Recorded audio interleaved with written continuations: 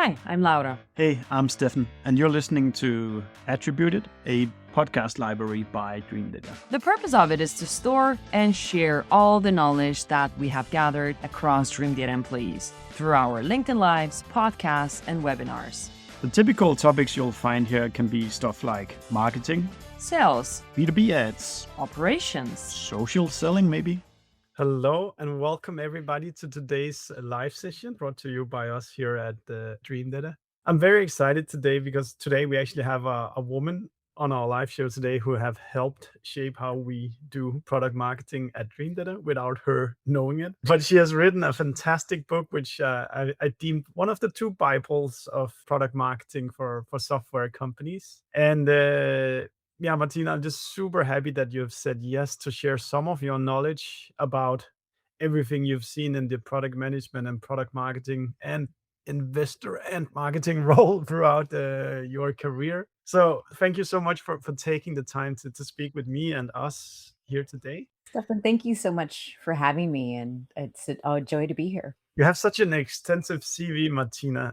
So I would probably leave it to you kind of just to do the 1-2 minute fly in. Yeah, the flyover pass of my builds to where I am. Yeah. So I'd say the first stage of me as an operator inside of companies, leading product management, product marketing teams.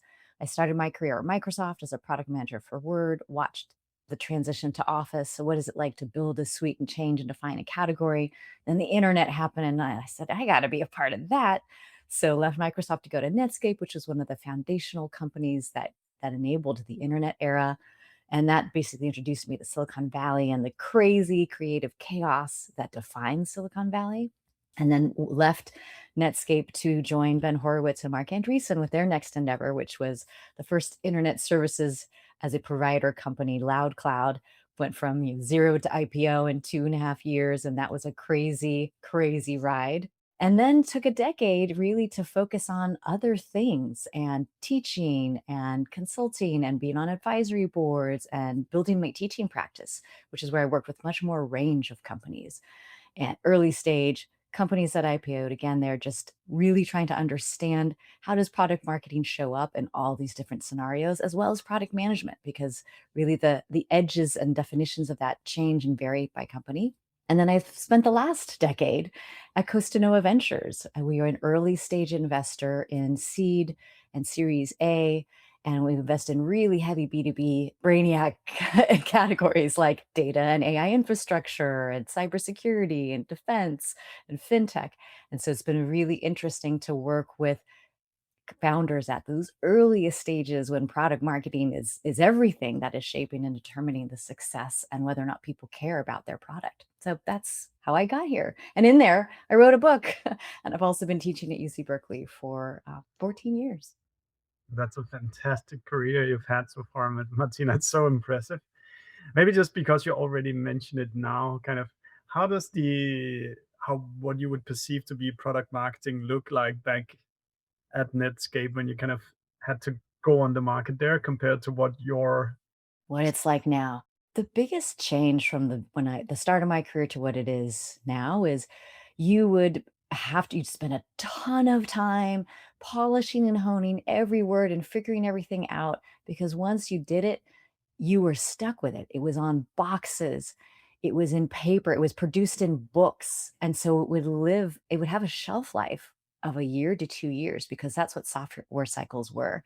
So you really spent a lot of time and energy getting it as close to right up front. And so it took a formula, because that's what made everyone feel safe making these multi-year bets, because you'd be stuck with whatever you chose for that long. And that's where we are not there at all anymore. And I think that's the delight and amazement and opportunity of what we have now, which is I can make it. I'm working with a company right this minute where we're like, we got to change how we show up in the world.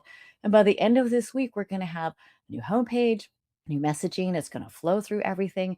That speed was not possible, nor was it encouraged back then. But now it's a market necessity, because markets at this moment are changing so quickly.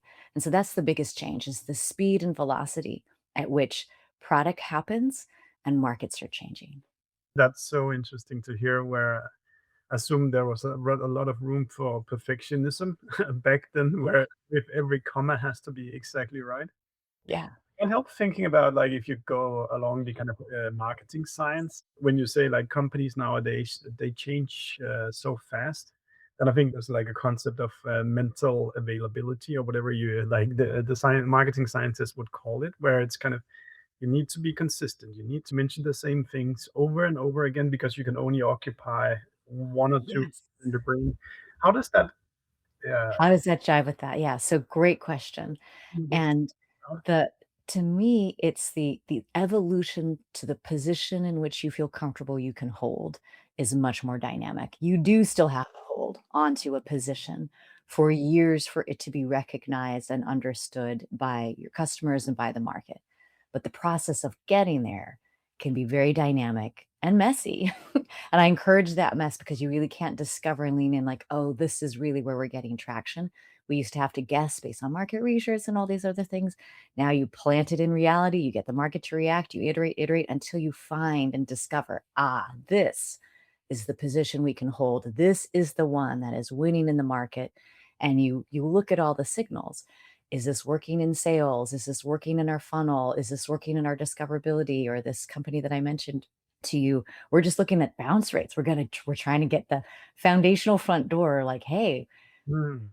instead of 6 out of 10 people exiting, let's at least get it to less than half so that more people stay than leave.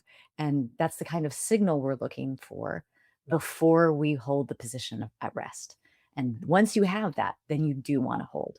But it's hard. It's hard. I think it's much harder to find that position than it used to be because there's so much competition. It's so interesting whether what I think like as a founder, you only get to do a couple, or you don't get to see as many positioning moves inside your company as you have seen as an investor. Yeah. And I think it's kind of it's very hard when you're in it to see, okay, or it's I think the nuances are not super clear always that okay, we changed position here and it was a good decision, or it's hard sometimes to validate whatever you see. Yeah. And I'll say something that you're bringing up that's important is where you are as a startup versus if you're a mature company is really different. Mature companies reposition and hold because they have market mass. They are known as an entity, but there you have to earn your way into that position where you can do that. And it's that process of earning that market awareness that takes a while. And there are different moments where you might have certain audiences that are more important than others. So most of the time, your customer might be your important audience. But let's say you're going through a fundraising cycle. You and I were talking about this before we started about the grand AI washing. But an investor is going to look at that website and say, okay, are they part of the current AI native era? If I glance at them, do they look interesting enough to be worth my time? Because that's all I want to be investing in right now. And so you might, for a period of time, say, well, right now I'm going through a fundraise cycle and I have to show up looking a certain way to prospective investors. And right now, that's my more important audience than customers. So this is the dynamic game that you couldn't play before. And certainly a mature company doesn't have to play that. But younger companies that are still trying to establish themselves or find their market foothold, they might have to be that dynamic. That's so interesting, and it's a discussion we've had so many times. Like when we say positioning, are we positioning for the market, or are we positioning for investors that we want to kind of sway, even though if it's cheating or like accounting the roadmap 12 months ahead? But what I'm hearing you saying is, in the short term, what is the most important audience for the messaging you want to get out? It's what's the most important positioning or messaging for our business. And there might come a moment where like right now for our business, the most important thing is that we're able to get this next round closed. Hopefully at some point you as a like the job of an early stage startup is to escape that. So that really all that matters are their customers and how they're positioned for our customers. And at a certain point you get past that. And that's the only thing you're evaluated on. It's just how are you doing in the market? So that the early stage, there's a little bit more, it's way more dynamic in the earliest stages. Then once you have, once you cross the $5 to $10 million threshold, that's when it's all about how you show up in the market. It's all about how, what your average contract value is, what your close rates are. It's all about your business metrics at that point. And so then your messaging is all about your customers and your market exclusively. But again, it depends on where you are at what stage. Yeah, I think this is when I reflect about our own journey. Before we understood that there's this distinction that investor positioning and then market positioning. And market positioning is the pains of your buyers right now, how you solve them, how your product looks. And then there's investor positioning, which is most likely the forward looking into a bigger, more exciting market than what your technology grasps today. Yes. And that I would say what you just described is the biggest mistake I see because we invest in early stages where everyone's like, I had to look as big and I had to have this grand future that people wanted to invest in. And then they try and sell that future to customers and they're like, what are you talking about? What can you do for me right now? That is the only thing I care about. You have to earn the right to get to deliver your future vision. What people care about is what are you going to do for me right at this moment? And why are you worth my time? Why are you worth if you're anywhere in the B2B space, you're displacing a behavior. You're displacing something that is comfortable. You're displacing an existing technology or way of getting things done that feels comfortable. And then inertia is hard to overcome. So you have to be not incrementally better. You have to be massively better for them even to consider it. That's really good, Martina. So at least for us in the European side, I think positioning is like still somewhat a new discipline to think about. If you were to kind of help diagnose or for people to self-diagnose if they have a positioning problem, and then afterwards we can then talk about what does the opposite look like. But what are the typical things companies will experience if there's like positioning problem challenges, if you want?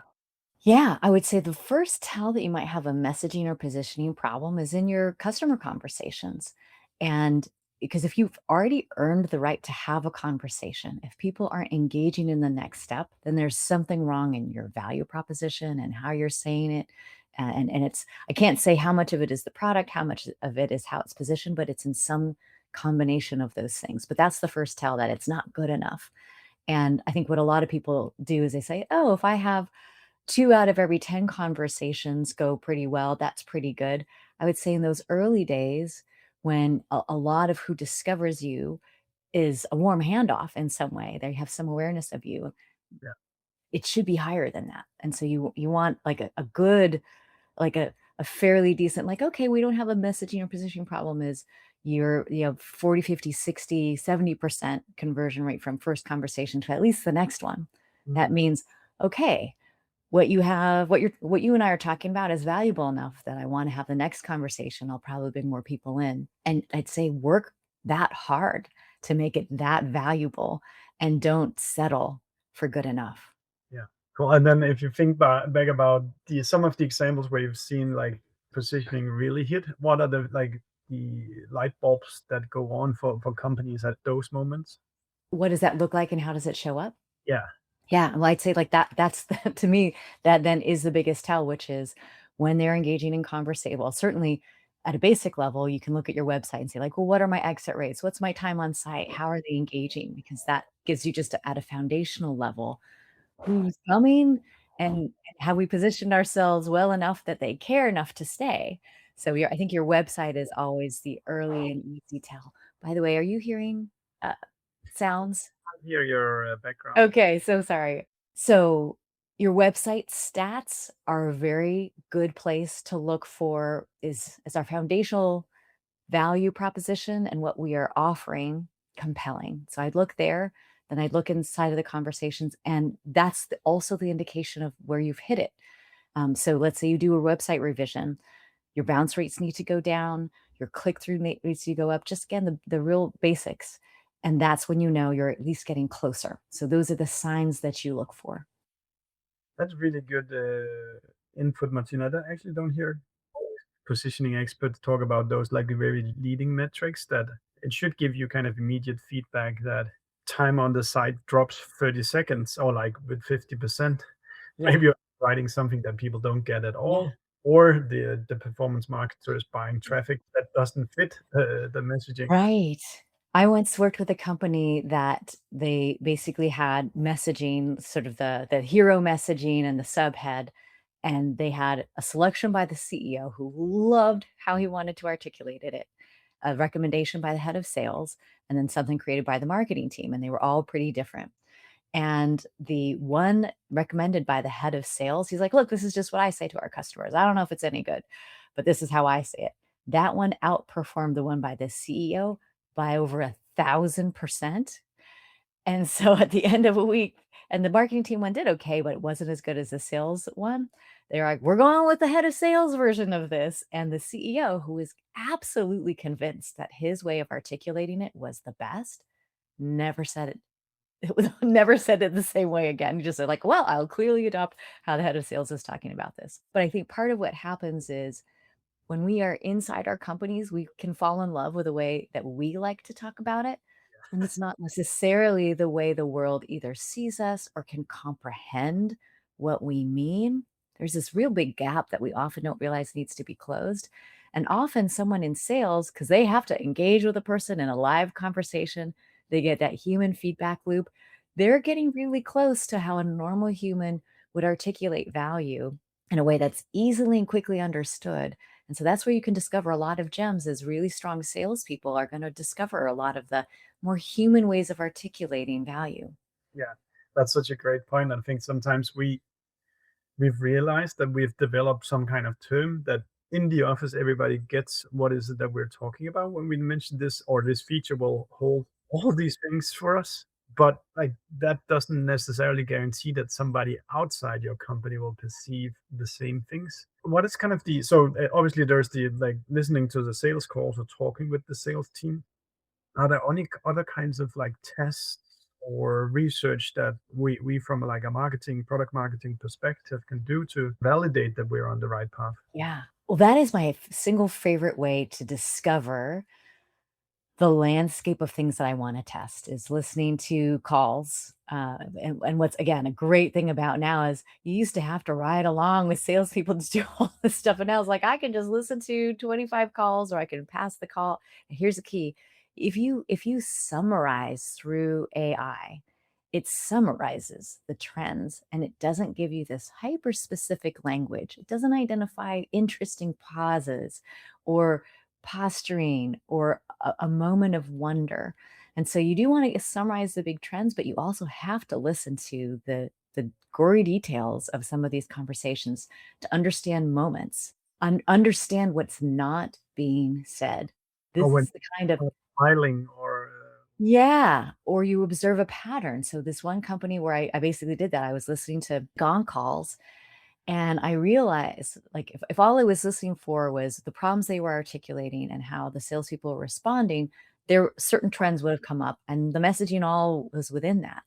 But it occurred to me as I was listening to the pattern that the very first thing they wanted to talk about was how they were doing things today, and they wanted to feel understood, not in the like, hey, let me challenge your sales mode, keep asking questions. It was acknowledge that you understand my world. And so the first thing we did in the revised version of the messaging was we had this moment where we took a breath and said, we understand this is the stuff that you're dealing with. So it didn't come across as we're coming in cold, we're coming in hot with this really amazing stuff that we know solves all these problems that you have.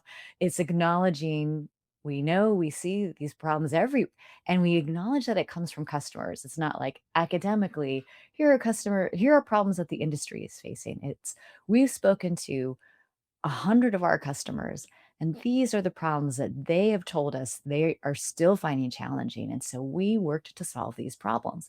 That engages an audience in a very different mindset. And I would not have discovered that had I not listened to those calls versus just summarizing what are the problems that they're experiencing. If that makes sense. So anyway, I think that's an enormously powerful tool. And then also on the net positive for AI, I actually put things through audience tests. I'll have it proxy the audience. I'll feed it the personas and say this through the persona of Stefan. Read what do you take away from this messaging? Would it be compelling enough for you to tell a colleague? How would you evaluate this? And it just kind of has to pass the basic AI sniff test. And most of the time, like the first pass at at messaging doesn't. And you can just use it as a partner saying, what would it take for you to want to actually recommend or, recommend this to a colleague or find it interesting enough not to just put it in the consideration set, but actually want to take a next step with this company. And it gets extremely specific in its recommendations when you feed it a persona through which to analyze it. And then you can say, well, do I need to be that specific? Is that important? Am I over indexing my messaging towards one specific persona, or is that actually helpful Yeah. because it clarifies for my audience?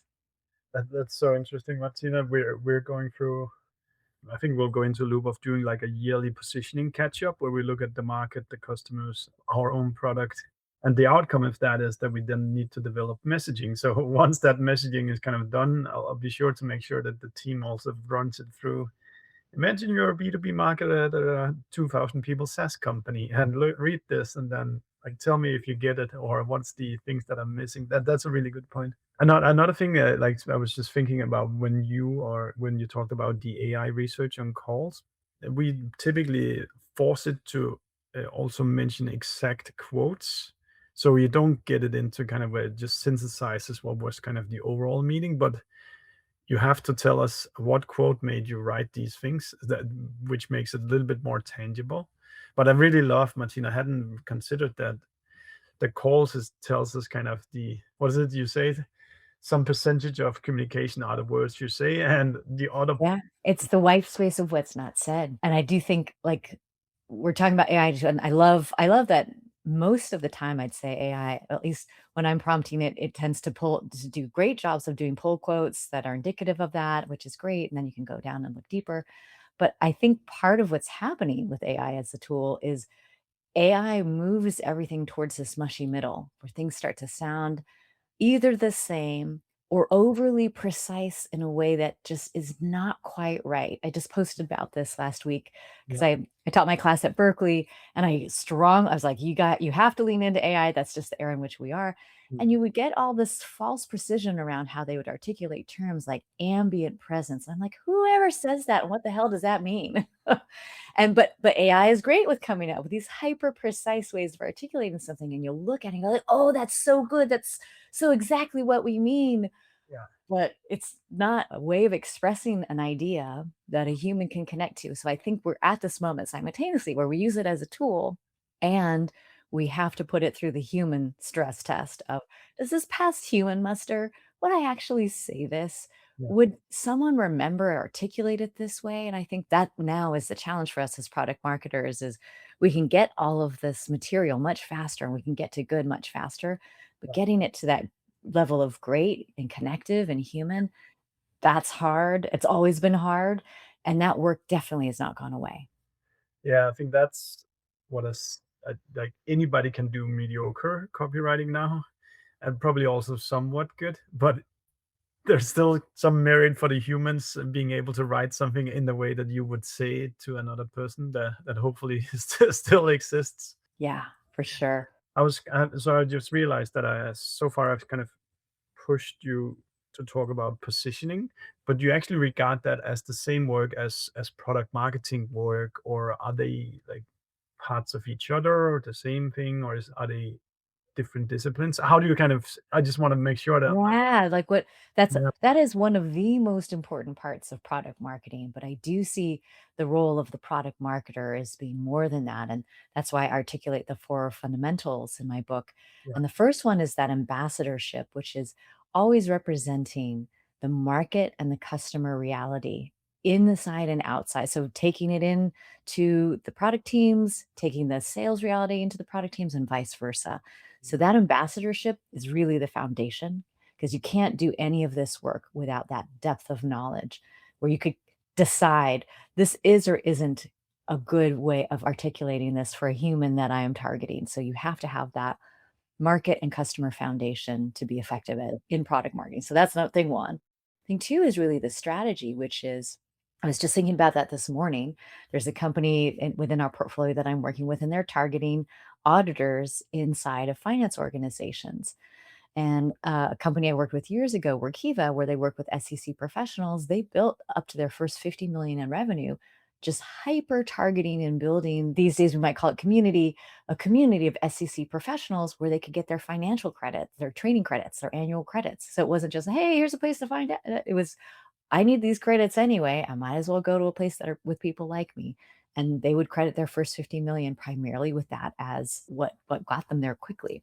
So that's strategy. That's figuring out, because you can do everything and be spread peanut butter thin, or you can pick the things that are at this moment in time most strategically important for where we need to get to next. And it's where we started the call, which is the product marketer needs to know what's right for the business. Their job is not just to promote the product and get it out into the market, but they have to align that with where their business needs to go. And because sometimes it might be, let's say you're at a much more mature company, the right thing for the business is not to take the business that is the cash cow and is the majority of revenue, but it's to really try and push and inflect around a brand new product line that is not well known, that the company doesn't have positioning for. And so what's the strategy? You can't just ride the coattails of where the company has been. So the product marketer needs to find and discover that go-to-market strategy for the product so that it can achieve its intended business goals. So that's the strategy component. Then comes the storytelling. That's for the positioning and messaging. That's bread and butter, and every product marketer knows that. But it needs to be connected to those other things, because the strategy determines whether or not positioning isn't objectively good or bad. It is compared to an objective. And so that's why that strategy is so important. And then the last is just evangelism. Not that you are the primary evangelist, but that you are enabling it. So in a B2B organization, the sales team are your primary evangelists. But increasingly, we're in this world of influencers. It can be analysts, but it really is now digital influencers have enormous impact. And how do you bring them into the fold? How does that influence? Are you doing it through communities? Are you doing it through a Slack channel? Are you doing it through Discord? Are you doing it on GitHub? Depends on your market and where your market, what waters they swim in. And that shapes where you might find this evangelistic core. And it's essential in modern markets. So those are the four fundamentals that surround product marketing. It's such a hard job. It is. All the way over to the product department, over the marketing department, over to the sales department, C-level alignment, and you need kind of to be the glue in the middle. You're this big glue, yes. And I'll say this is the most elite version of product marketing. This is product marketing at its best and its most powerful and its most impactful. And it's not often practiced that way. It is often relegated to do the positioning and messaging and enable sales. So just really the tail end. Mm. And somebody else might be crafting the strategy in which you are executing. And that is more common in more mature organizations that have a lot more mass. Yeah. So not all of that is necessarily your remit, again, depending on the size, scale, and structure of your organization. So how does one one that gets or thinks product marketing is important to, how do you elevate it to that position in a company where everybody acknowledges that this is super important? I don't think there's a way to force this other than to do it. Like, you can't say product marketing should be important, therefore we should be doing all of these things. Yeah. The job simply must be done, and then it is made visible why product marketing is important if it's done in all of these ways. If you are showing up to product stand-ups or whatever the product planning meetings and you're representing the market and sales reality as product teams make their decisions, it 100% influences how they make a decision. Yeah. Oh, well, we have 5 things that we could have done, or 25 things these days with the way people can code. There are 25 things that were equally possible this week. Let's do the one that's going to have market impact, because why not? Yeah. You helped them make a decision that was market forward instead of what was achievable inside of product. So that's the show up. And then they don't want to make decisions without you. Go like, well, why wouldn't we do things that have market impact? So show up. Yeah. And that's what creates that. On the strategy front, if you articulate up front, here's why we are doing this, here's when we're doing it and why we're doing it, and then you can correlate a result with we had this intention, and then here's what resulted from that. Or it might be a launch event, or you attended an event, or you did something that was strategically important to achieve a particular goal. And then the company can say, oh, look, I see now why we did that, and we achieved something. And it wasn't just a marketing activity that we did. It achieved something specific that's advancing our goals. That's exciting. And then people are like, let's do more of that. Of course, the positioning, everybody sees that. And then the evangelist, and really mature company, they knew it was really critically important for them to advance inside of recommendations for analysts. They spent a ton of time, and you can see that result. It's critically important. So when the people see the results and the importance of that result, then they will recognize and elevate product marketing. You need to earn your stars. Yes. Yeah, well, you want the organization to enable it. Yeah. But what I've seen is even if there's the will, if people don't step up and do it, it doesn't matter. Like it's unfortunate. If you're given the tools, then people are like, okay, but I guess that's really true for anything. Like you have the opportunity to do as much as you can in the role when it's given to you, and then you just have to do it. Yeah, I guess, and like just to finish it off, function wise, also if there's a new feature coming out and you're the one that trains the sales team in the exact right way of pitching this new feature, they will love and respect you as well because they make more money because you're the one who teaches them how to position these things. Exactly. Exactly. Martina, you haven't directly said it right now, but I can hear it from everything you're saying. There's like the core of like the foundation of this product marketing as you have to speak with customers. It seems like it kind of feeds all your other work that you have like a constant influx of meetings with customers. But how do you think about this term, like like when you say the market, do you mean, is it like vendor research or is it the speaking exactly with the customers? And I assume speaking with customers is probably very high up on that list. I mean, speaking with customers or understanding customers' reality is thing one by a long shot, by the most extreme. And I would say even more so now in the current world than like when I started my career. Because way back when software cycles used to be slower, you could get third party influence to create disproportional market results. And in the current environment where it's easy to sub out vendors, there are so many different choices, and a new competitor can spring up tomorrow that's doing almost exactly the same thing in a more technology advanced way. And people are like, oh, that's the bright new shiny object. You do have to be laser focused on the value you're providing customers and that it is just superior. And you have an opinionated point of view about why. I think that's another part of the challenge of this moment that's very squarely in product marketing. You'll have a problem. There isn't only one way to solve it. There are probably 2, 3, 4 different ways of solving that problem, and they're all legitimate. None of them are totally wrong. Someone's just going to make a decision on a point of view that they believe more. I believe this is the better way for our organization to solve this problem. And here's why. And influencing a market, and this is why you have to understand customer mindset. That's why it's number one, is I can't just blast out this is the superior way. I have to put it in a context that is meaningful for a customer to say, yeah, I can see why this would be better for me. That's how everybody's oriented. And so that's why we have to have the customer lens first and foremost.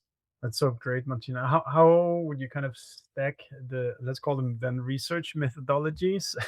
You could send a survey and ask what's on top of your mind, just one to many kind of style. You could have like 30 minutes online. Should you fly to them? Should you use some kind of third party vendor survey, like, sorry, customer serving service? Or like what, like if you had to kind of like go into the specific activities you do to achieve this superior customer knowledge, what are the kind of the first ones on your list? Well, I would say the intersection of accessibility and achievability is listening to sales calls because that's the reality that your market is facing and someone that's already leaned in. So that I'd say is number one. But number two is really, I'd say anywhere you can experience the customer in their reality in some version of their on-site. So it might be if you're in the B2B marketing, it's like, well, what's a conference that everybody's going to where you can talk to a lot of people, hear what the buzz is, go in and hear what questions are being asked, see what people seem to be interested in, what are the sessions that aren't, and then just ask questions. So what are you guys using? What are the tools that you are finding interesting? Going to meetups and or communities where those types of conversations are happening, wherever they are. I think that I'd say is number two, just because you get density and concentration in a short amount of time. And I'd say the gold standard, but what takes much more effort to achieve is if you're actually able to observe customers on site in their world, watching how they work.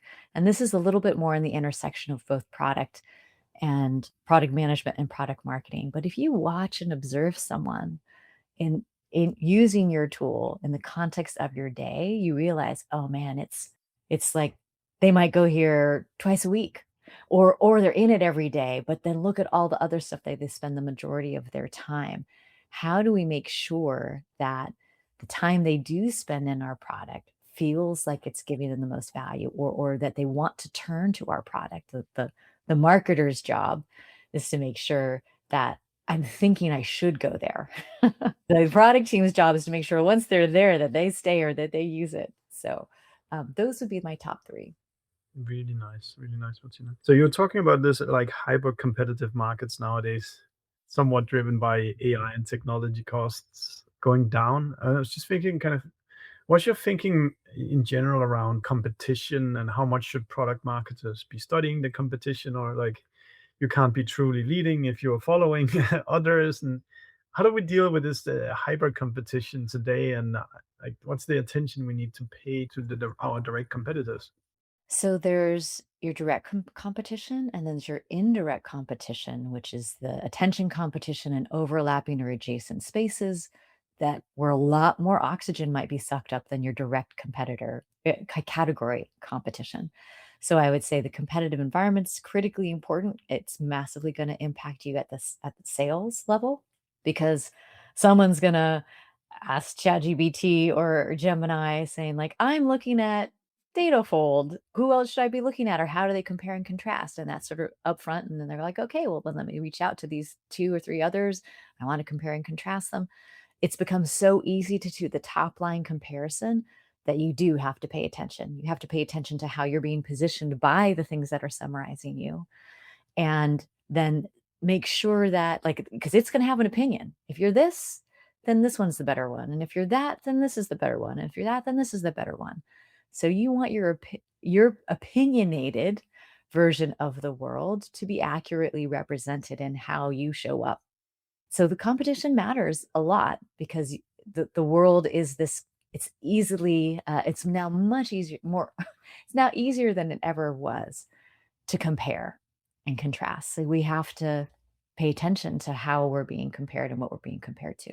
That's very interesting. And I think you see many of these surveys that are saying kind of more and more of the conversation or the sales journey moves, or the AE conversations move very later and later and later into the funnel. Yeah. That's about kind of opinions are almost done and dusted by the time that they book a demo. Yeah. And what does that mean for us in as product marketers or B2B marketers, that people do their own research nowadays, or like they only come to vendors at the very last minute because behavior is elsewhere? Yeah. Well, this is we started the conversation talking about website. Well, your website winds up being a really critically important your website, and then all the other assets that you have control over that are influencing how you're showing up. I'll just say this is your digital front door. Has to be really strong. That was always the case, but it's now just as important, and other things are now more important. So we know Reddit and G2 and YouTube all influence this very much, because it can consume qualitative content and not just kind of the words on the page. But we also want to understand that we live in this comparative world. And so when people say, oh, have things in fact like things, that's how someone's thinking about it. Does it do this? Does it do that? How's it compared to this? How's it compared to that? And rather than having them have to surmise this, make it easy and very consumable for people and machines. If you used to have a very big BDR department calling out a cold, maybe you need to put those resources into, like, SEO work or AEO work nowadays, to make sure you actually show up in the conversations once the kind of opinions about the market is created. Yeah. Well, G2 does this. I don't know if it's a biannual survey, but the most recent survey that they did is showed that in April of last year, around 30 something percent of people were starting their searches in an answer engine of some kind.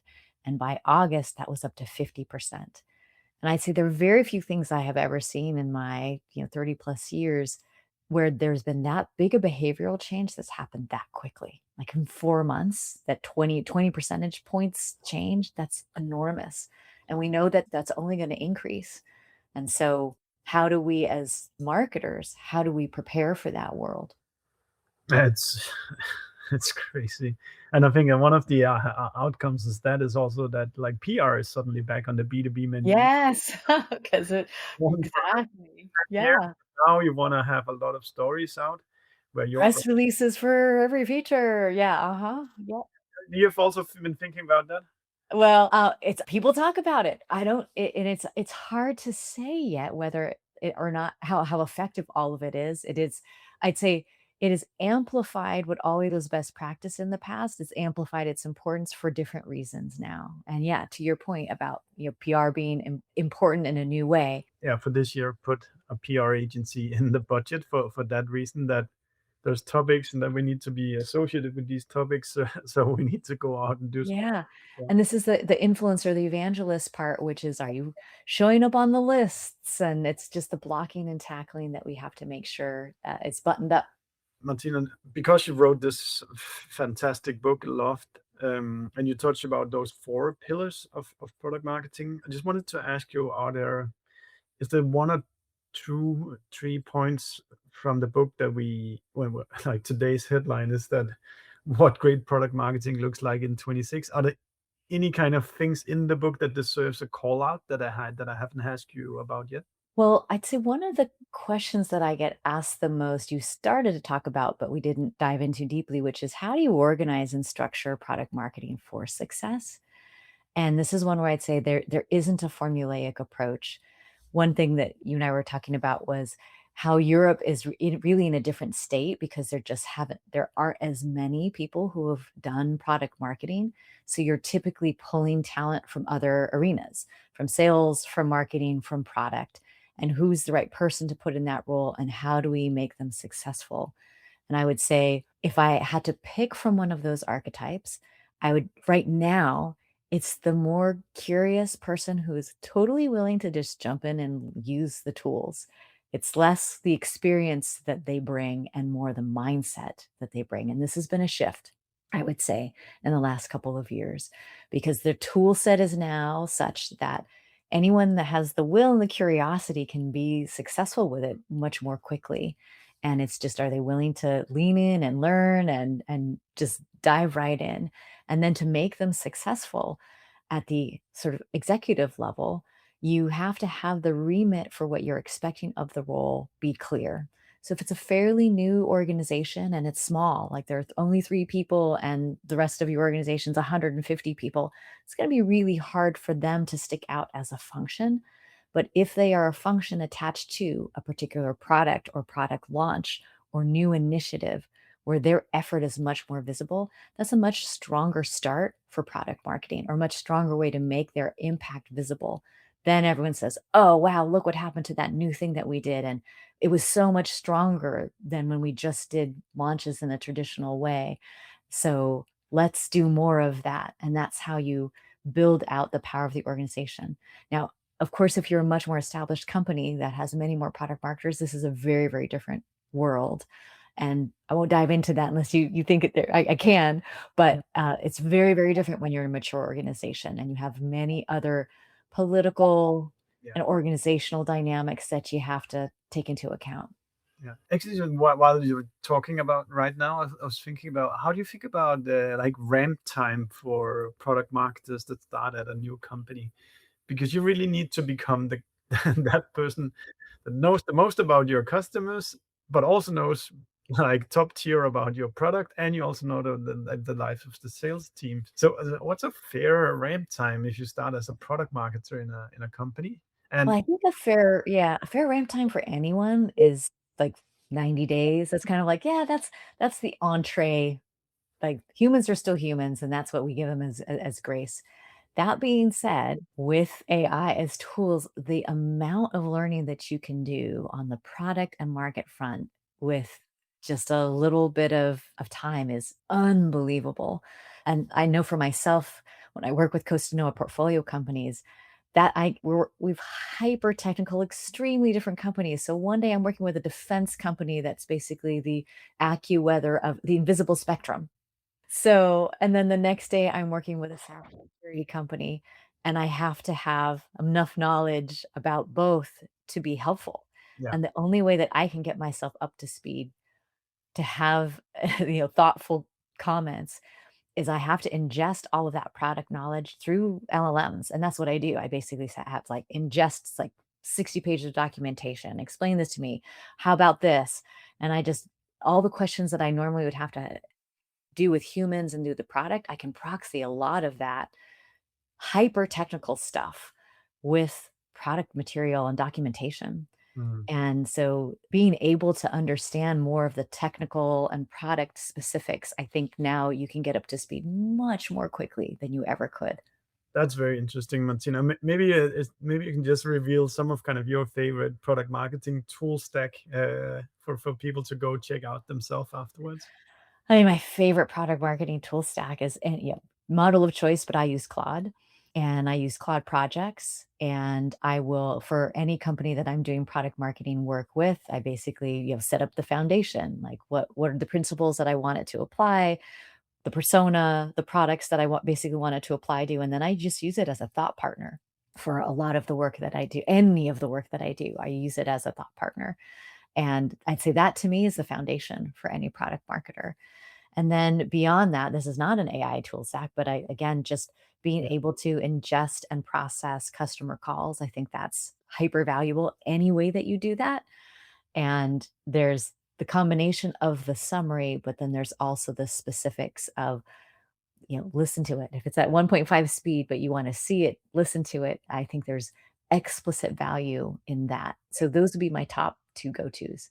Okay, fantastic. Thank you so much for everything so far, Martina. I just want to like end with kind of asking you if there's like one thing about product marketing that you really think people should take with them today. What would kind of like be the crystallizing kind of messaging to share? I think product marketing is having a moment that it has never had because of the proliferation of product that we have and because of the tools we have at our disposal. And you and I talked about this earlier. The bar that separates good from great now has just been raised because there's no mediocre. The mediocre is all better than the mediocre of the past. So this is just true everywhere. The bar has just been raised. So for everyone practicing product marketing, and that's not just people that are carrying the title of product marketer. Just know that your job is to connect and make people curious.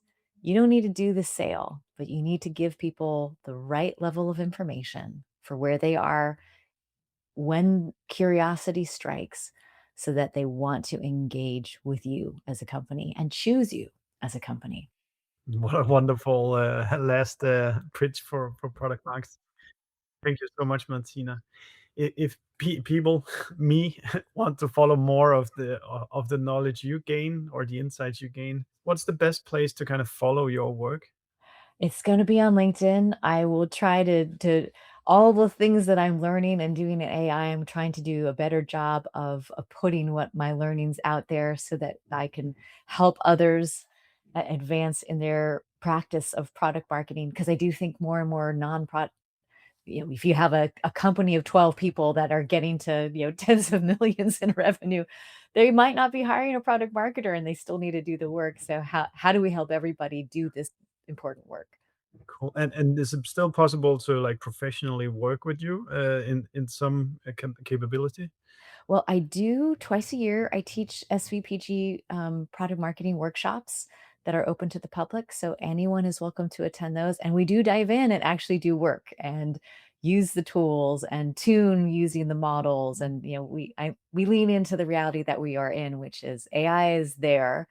And part of what we are training our minds to do is where do we see white space outside of what it recommends? Or if this is what it's saying is content suggestions, which is now obvious, how do I find something that is less obvious and will get attention because it wasn't what the model would have predicted?